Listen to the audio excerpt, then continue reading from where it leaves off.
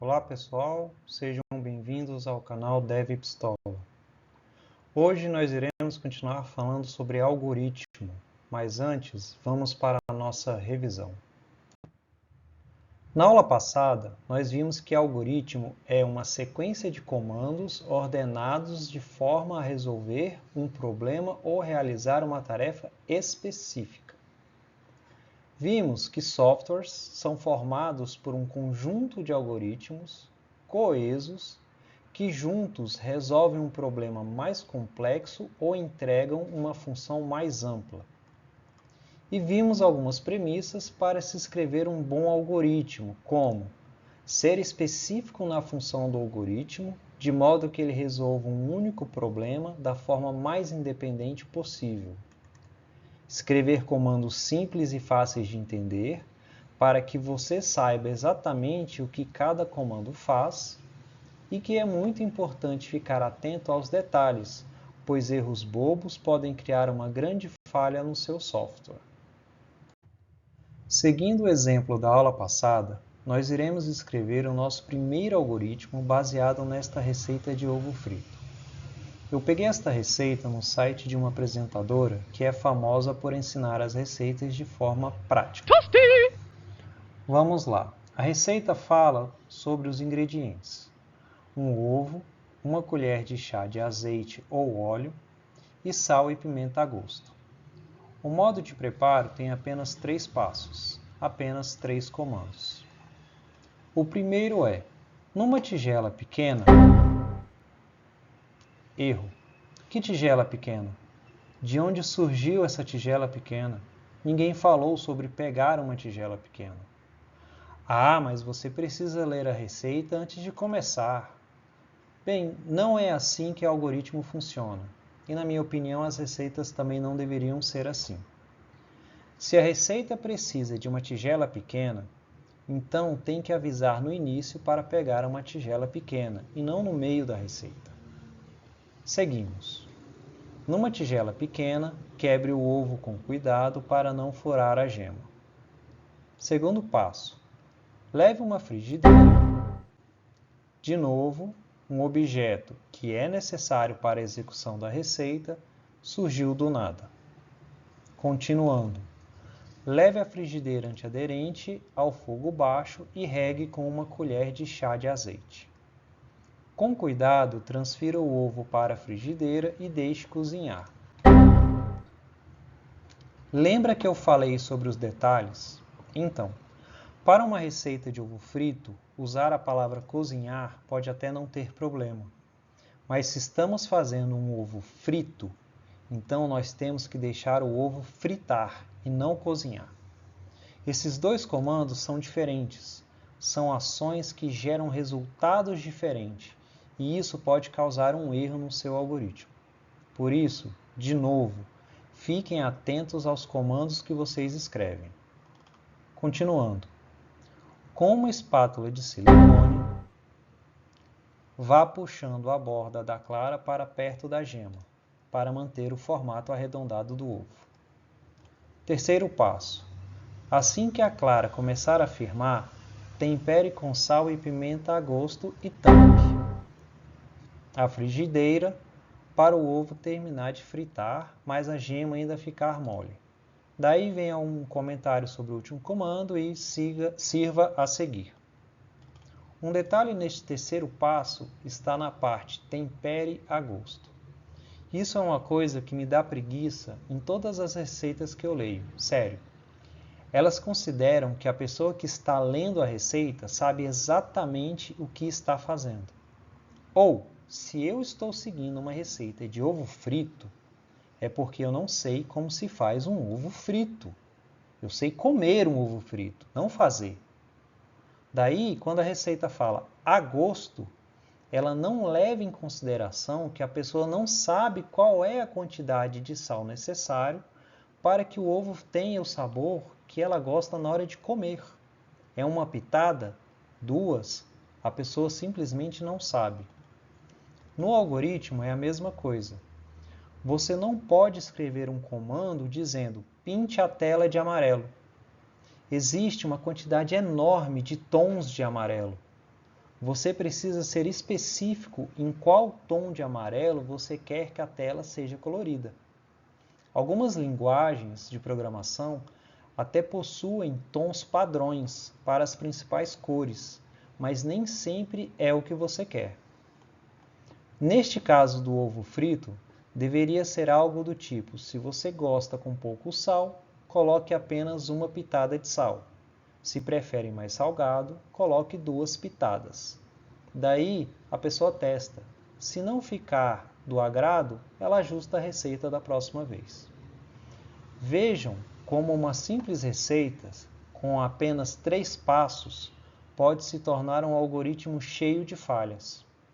É nesse ponto que a maioria das pessoas desiste da programação, pois elas acham que, com apenas 3 linhas de código, conseguem escrever um algoritmo completo de ovo frito. Agora, se escrever um algoritmo simples como esse pode ser trabalhoso, imagina como é escrever um algoritmo de inteligência artificial que analisa o mercado financeiro. As pessoas têm o péssimo hábito de olharem sempre para o resultado, sem perceberem todo o esforço que foi feito para se alcançar esse resultado. Daí me aparece um bosta falando: eu quero aprender programação para criar um aplicativo de apostas. Como se fosse conseguir isso em apenas 3 meses. É bizarro a quantidade de idiota que aparece falando isso. Mas daí você me pergunta: Mestre Supremo, como seria um algoritmo de ovo frito? Bem, para que vocês entendam como funciona um algoritmo e como deve ser escrito um algoritmo, vou mostrar uma versão didática para esse algoritmo. Vamos lá? Mesmo não parecendo, essa versão é mais simples e didática do que poderia ser esse pequeno algoritmo. Nela nós temos a seção Utensílios para informar quais utensílios serão utilizados durante o preparo. Assim, a pessoa consegue se organizar sem a necessidade de ter que ler toda a receita antes de começar. É como um checklist inicial. Na seção Ingredientes, nós alteramos apenas o item 1 colher de azeite para apenas azeite.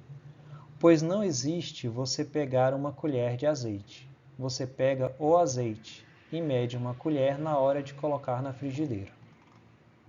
Veja que o modo de preparo pulou de 3 passos para 15 passos. Lembrando que essa é a versão reduzida, é a versão didática. Daí, o primeiro passo é: pegue a faca, a tigela e o ovo. Esse passo informa a pessoa quais itens ela vai precisar para os passos seguintes. Então temos: use as costas da faca para fazer uma pequena rachadura no meio do ovo. Nós não tínhamos esse comando na receita original, mas uma coisa que vocês precisam levar em consideração é o nível de conhecimento do usuário que utiliza o seu software. Tem muito programador que acha que o usuário tem o mesmo nível de conhecimento sobre tecnologia que ele. E aqui é a mesma coisa.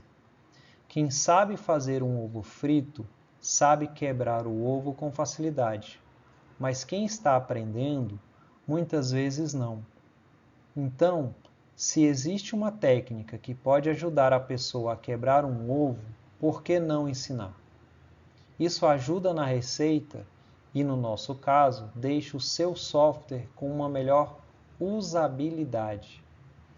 Esse é um termo muito importante, mas que nós iremos discutir só depois. Continuando. Segure o ovo sobre a tigela e use os 2 polegares para abrir o ovo e a partir da rachadura. Pegue a frigideira, a colher e o azeite. Ligue uma boca do fogão e ajuste para o fogo baixo. Coloque a frigideira sob o fogo. Encha a colher com o azeite, depois espalhe na frigideira. Pegue a tigela com o ovo e a espátula de silicone. Transfira o ovo para a frigideira e deixe fritar por 2 minutos. Enquanto isso, use a espátula para puxar a clara para próximo da gema, tentando manter o formato arredondado. Pegue a tampa e o sal. Tempere com uma pitada de sal, tampe e espere terminar de fritar. Daí você fala, ai pistola, quem não sabe fritar um ovo também não sabe o que é pitada. Concordo, mas é que é muito mais fácil do que falar, coloque X gramas de sal. Pensa ter que forçar a pessoa a pesar uma pequena quantidade de sal só para fazer um ovo frito. De novo, usabilidade. Um software tem que ajudar e não a complicar a tarefa do usuário. Seguindo, pegue o prato e a espátula. Desligue o fogo e retire a tampa. Use a espátula para transferir o ovo para o prato e sirva. Veja que o nosso algoritmo didático tem bem mais etapas que a receita original. Aqui, nós separamos e detalhamos os comandos para facilitar o entendimento e para que a pessoa saiba exatamente o que tem que ser feito em cada etapa. Adicionamos funcionalidades para melhorar o processo e deixar ele mais seguro. E isso é uma coisa muito importante. Você precisa ter segurança naquilo que o seu algoritmo faz. Você precisa confiar nele. E isso só é possível quando você detalha cada comando, quando você escreve cada um da forma mais simples possível. Daí você me pergunta, Mestre Supremo, então esse algoritmo é infalível? Não, não chega nem perto disso. Esse algoritmo tem um monte de falhas. Assim como um monte de receitas, ele deixou de lado dados muito importantes para o sucesso da receita. Vamos rever as premissas para se escrever um bom algoritmo. Um algoritmo é uma sequência de passos que precisam ser executados para atingir um objetivo específico. Isso foi feito? Sim. Nosso algoritmo tem uma única função, fazer um ovo frito. Escreva comandos simples e fáceis de entender. Isso foi feito? Não. Nós tivemos passos com mais de uma ação ao mesmo tempo, como pegue a faca, a tigela e o ovo. Aqui são 3 comandos em um só. Deveria ser 1. Pegue a faca, 2. Pegue a tigela e 3. Pegue o ovo. Ou seja, comandos simples e fáceis de entender. O mesmo vale para o comando tempere com uma pitada de sal, tampe e espere terminar de fritar. Aqui também são 3 comandos em um só. Deveria ser 1. Tempere com uma pitada de sal, 2. Tampe a frigideira e 3. Espere terminar de fritar. Só nesses 2 pontos, o nosso algoritmo aumentaria em 4 passos, indo para 19 no total. Embora isso não seja um grande problema, é importante lembrar que quanto mais simples for o comando, mais fácil será para você entender o que ele faz. Por último, se houve uma falha, então há um defeito no algoritmo. De novo, a culpa não é do usuário. A culpa não é do hardware ou do sistema operacional. Se houve uma falha, é porque você errou. O nosso algoritmo tem um monte de brechas para falha, e eu vou mostrar isso para vocês. Nas 2 receitas não falamos sobre o tamanho ou o tipo de frigideira. Existem pelo menos 4 tamanhos de frigideira: 15, 20, 25 e 30 centímetros de diâmetro. E pelo menos 4 tipos de frigideira: alumínio, aço, ferro e cerâmica. Só nesse ponto nós temos 16 combinações entre tamanho e tipo de frigideira. Será que uma frigideira de ferro de 30 centímetros vai ter o mesmo ponto de aquecimento que uma frigideira de cerâmica de 15 centímetros? Será que o comando deixe fritar por 2 minutos vai trazer o mesmo resultado para essas duas combinações? Tamanho da boca do fogão. Um fogão a gás costuma ter 3 tamanhos de boca: pequena, média e grande. E muitos têm a boca central, que eu chamaria de enorme. Só aqui nós estamos adicionando mais 4 variações, totalizando 64 combinações. De novo, será que uma frigideira de ferro de 30 centímetros sobre a boca pequena vai fritar igual a uma frigideira de cerâmica de 15 centímetros na boca enorme? A altura da chama. Entendendo que a maioria dos fogões a gás tem uma chama variável, vamos considerar 3 possíveis alturas de fogo: baixo, médio e alto. Com isso, nossas combinações chegam a 192 possibilidades. De novo, será que uma frigideira de ferro de 30 centímetros sobre a boca pequena com o fogo baixo vai fritar igual a uma frigideira de cerâmica de 15 centímetros sobre a boca enorme com o fogo alto? Por último, até para não alongar, nós temos os tipos de fogão. A receita está considerando um fogão a gás, mas nós temos o fogão elétrico e o fogão por indução. Ou seja, temos mais 3 variações de fogão, totalizando 576 diferentes combinações para se fritar essa porcaria desse ovo. Caceta! É nessa hora que o programador fica puto, pois ele começou um projeto com uma ideia genial de fazer uma receita de ovo frito. Como sempre, durante o processo foram aparecendo vários cenários não previstos para uma coisa que deveria ser extremamente simples. É nesse ponto que muitos desistem, porque eles não conseguem entender que essa é a realidade do mundo do software. Muitas vezes o programador perde horas para fazer algo que deveria ser simples. Daí, quando aparece um defeito, ele coloca a culpa no usuário. Ai, você não deveria ter um fogão de indução. Ou seja, a culpa não é dele. A culpa é do usuário que criou um cenário que o programador não havia previsto. Daí você fala: nossa, mestre supremo, tudo isso para fazer um ovo frito? Jovem, ajoelha no milho e agradece aos céus porque você escreveu apenas o algoritmo do ovo frito. Vamos dar uma olhada na nossa pilha de software? Veja que na nossa pilha o ovo frito está na camada superior, ou seja, ele é um software de alto nível. E as camadas de baixo? Nós usamos elas? Sim. A única coisa que nós fizemos foi o ovo frito.